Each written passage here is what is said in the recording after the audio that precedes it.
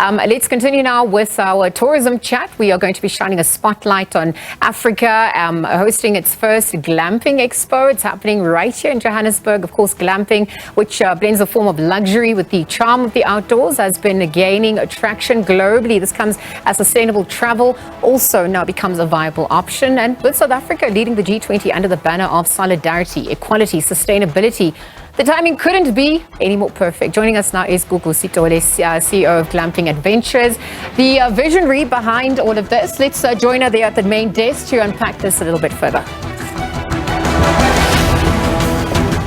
Well, Gugu, good afternoon. Thank you for joining us. It's an exciting time. I mean, we're looking at post-COVID recoveries and what this also means, and just in relation to the impact on the ecosystem at large and the contribution to the economy. Tell us about the inspiration and what we can expect on that front. I mean, glamping, at its core, is all about, eco-friendly accommodations, yes, eco-friendly travel, conscious travel. And that's exactly where the world is going towards, at this point. So, having run Glamping Adventures for a couple of years now, we realized that the glamping sector is sort of like everywhere. But this subsector of the tourism, industry needed, a voice, needed to come together under one roof. And that is why or how the Glamping Expo was conceptualized, to bring everybody within the glamping, ecosystem under one roof, to unpack, but also to talk research and numbers, yes, and to have a cohesive sector that speaks with one voice. No, absolutely. There's digital nomads that are coming to the fore. There's friendly intentions and conscientizing that's also happening. But even if we're looking at some of those areas in the country, where are they concentrated? What's been the uptake as well? Is this something that people are resonating with? Yeah, people are resonating with. People are saying we want to travel differently.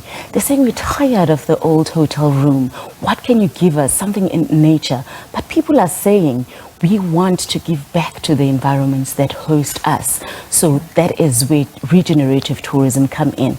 So in terms of the geographical spread, I mean, South Africa has it all: safari, sea, mountains. We see that Cape Town currently is some sort of like the mecca of glamping, okay, followed by your Mpumalanga, Kruger areas and stuff. But I mean, there's so much potential for a country as a whole. I'm thinking of safety options as well, and how that's mitigated against on that front, just the value that this also brings at large. Yeah, so in terms of safety, I mean, these are within, secure, okay, game reserve farms. So we take security very important. But all these glamping establishments are within secured facilities. Okay, and I mean, beyond safety, we're also then looking at costs and affordability, because it implies luxury and minimalism as well. So please balance that equation.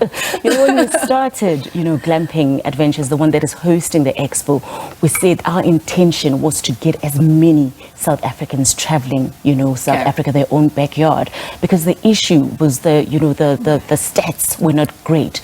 The stats at that time said that, I mean, this was like just before COVID, in a country with a population of close to 60 million, then only 4 million could travel domestically. So we ensured that we have access, glamping is accessible.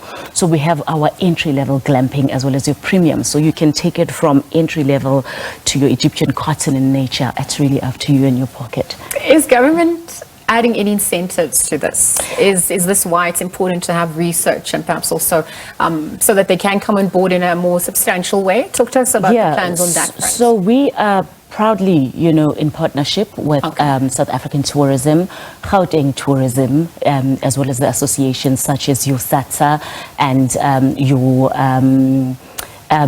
an African one, oh my gosh, I'm forgetting the name, but sure, Africa's Eden.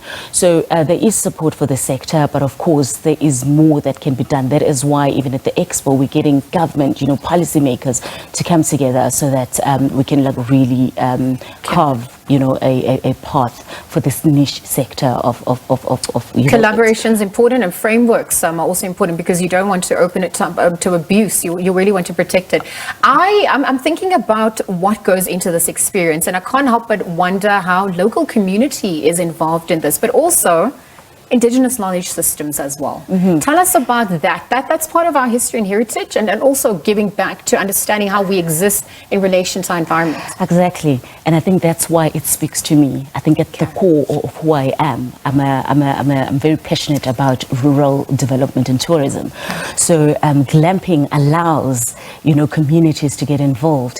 Glamping are often, in your off the beaten track in your rural communities, and I always say normally, adjacent to these big tourism assets, sit communities that are impoverished, that are not part of the ecosystem, and we're saying it is time that we bring them on.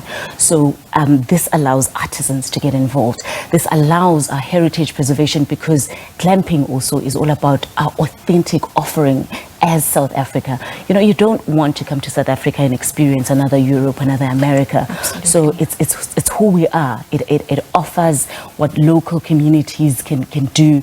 I mean, they are the hosts at the end of the day. They know their backgrounds or their environments like the back of their hands. So we really involved community members. We involved women.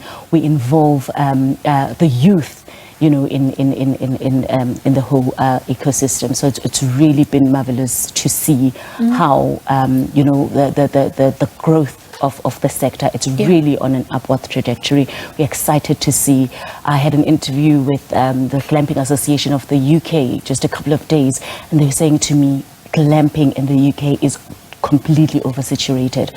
So they're like, you are onto something here. Okay. You have started a movement, a responsible travel movement, at a time when the world, or at the time when there's a call for eco-travel to save our, our planet.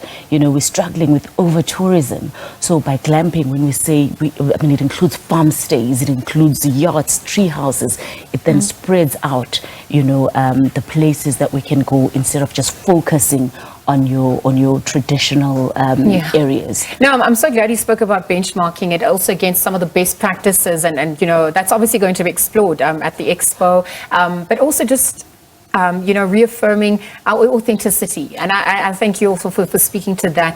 Women as well, because representation and inclusivity matters. And again, to your point, the value chain is large, right? It's not even limited to artisans alone. The challenges that you would have incurred from your own experience, beyond it being operating in silos, and now you're obviously wanting to consolidate that. Is it capital intensive? What are some of those other challenges that individuals or organizations would have experienced to date? It definitely is around legislation or compliance, rather. Some people think, I've got a piece of land, I can just put a glamping structure there. No, you need to go through the processes to ensure that the compliance. But we are then having those discussions with the relevant authorities. We are having them at the expo because we're running a series of panel discussions, around compliance, around capital, around, we've got investment companies, investors coming on as well to say, this is the approach, to getting your glamping stay up and running. Yeah, and I'm also glad that it's not going to be limited to international tourists, but also involve, local travelers, because it's also about promoting local travel in our own country. 100%. And domestic travel is huge, in South Africa, and it's also on a growth. Recovering very well, from after COVID. There's a lot still to be done, and I think these type of conversations rather than are needed in order to ensure that we get to our maximum capacity in terms of tourism. Just remind us about the dates, the stakeholders involved, how people can contact you. Is there more information available? 100%. So it's a 2-day event at the Johannesburg Expo Center in Nasrec, the 20th, Friday the 20th, and the Saturday the 21st. We will be having manufacturers of unique structures such as domes, such as luxury tents. We will have speakers talking on varied issues or exciting trends that are happening in the industry. We will have researchers giving us intelligence, because this is new. So remember, intelligence on this sector. Visitors can come from wide and far. We've got tickets, complimentary tickets. We are urging everybody to go onto ticketpro.co.za. Glamping Expo is the event. You can just download your ticket for for free. I know it says they purchase ticket. Don't be deterred by that purchase, but the basket at the end will give you a 00. You download your ticket and you come see the future of travel. You come see how differently we're doing things in South Africa. So we'll see what the next financial year has in store for you as we benchmark what comes as a result of this. Good luck. Thank you for joining us, Gugu, at this hour. Thank you for having me. Gugu Sitole, of course, is the founder of the Glamping Expo. Glamour camping. That's a unique experience that is going to be, just reinforced as it aims to contribute to economic growth and the tourism industry at large, promoting not only international travel, but also local travel. Again, Gugu just outlining what that expo is going to entail.